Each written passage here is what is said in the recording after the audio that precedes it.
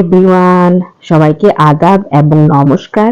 আজকে একটি মজাদার রেসিপি নিয়ে আপনাদের সামনে হাজির হয়েছি আমি মাধবী। সবাইকে আমার ইউটিউব চ্যানেলে নতুন ভিডিওটিতে স্বাগতম। আজকে রান্না করব হোটেলের স্টাইলে মাছের ভুনা। তো এর জন্য 2 পিস কাতলা মাছ নিয়ে নিয়েছি। এতে হলুদ, মরিচ, লবণ আর তেল মাখিয়ে কিছুক্ষণ রেস্টে রেখে দেব। তারপর মশলা নিয়ে নেব। 2টো শুকনো মরিচ, 2 কোয়া রসুন, 1 টুকরো আদা, 1 চামচ আস্ত ধনিয়া, আধা চামচ মৌরি আর 1 চামচ জিরা।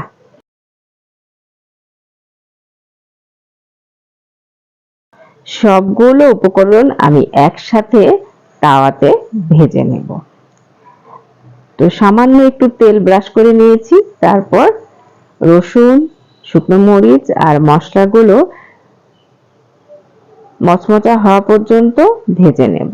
ভেজে রেখে দিলাম। আর এখানে আমি বড় সাইজের একটি পেঁয়াজ কেটে নিয়েছি, সেটাও ভাজা হয়ে গেলে নামিয়ে নেব।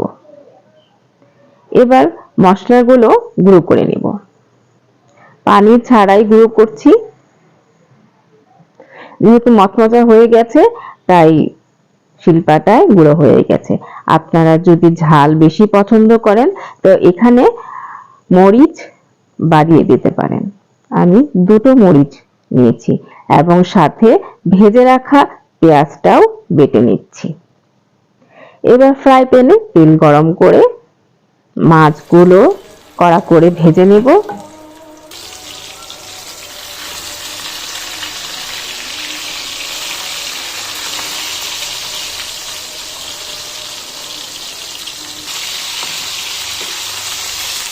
এপাশ হয়ে গেছে, ওপাশও উল্টিয়ে কড়া করে ভেজে নেব। মাছগুলো ভাজা হয়ে গেছে, এবার উঠিয়ে একটি পাত্রে রেখে দেব।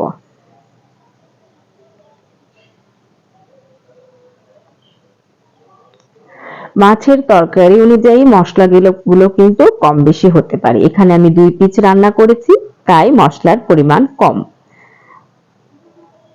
এখানে 2টো পেঁয়াজ ভাজা ভাজা হয়ে গেলে এখানে দিয়ে দেব 1 চামচ মরিচের গুঁড়ো, আধা চামচ হলুদ গুঁড়ো আর 1 চামচ লবণ দিয়ে মশলাটাকে কষিয়ে নেব।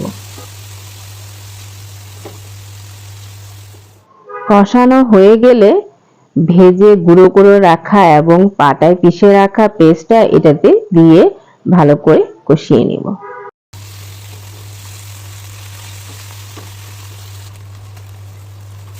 কষানো হয়ে গেলে এখানে ঝোলের জন্য বেশ খানিকটা পানি দেব, যেন মাছগুলো ডুবে যায় এবং মাছগুলোর ভিতরেও মশলা ঢুকে যায়। সেভাবে 10 মিনিট কুক করব লো আঁচে। এবার ঢাকনা দিয়ে ঢেকে দেই।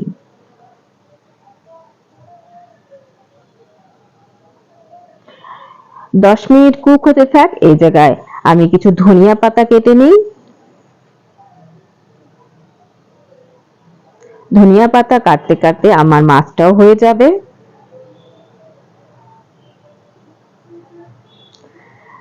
মাছের ভুনাটা কিন্তু হয়েই গেছে। উল্টিয়ে দেই। উল্টিয়ে দিয়ে ওপর থেকে ছোট একটা টমেটো কেটে রেখেছি 8 টুকরো করে, সেই টমেটোটা ছিটিয়ে দেব। তারপর 4টে আস্ত কাঁচামরিচ দিয়ে দিলাম, আপনারা ফালি করে দিতে পারেন। আর দিয়ে দিলাম ধনিয়া পাতা কুচি। এবার ঢেকে 2 মিনিট ওয়েট করব।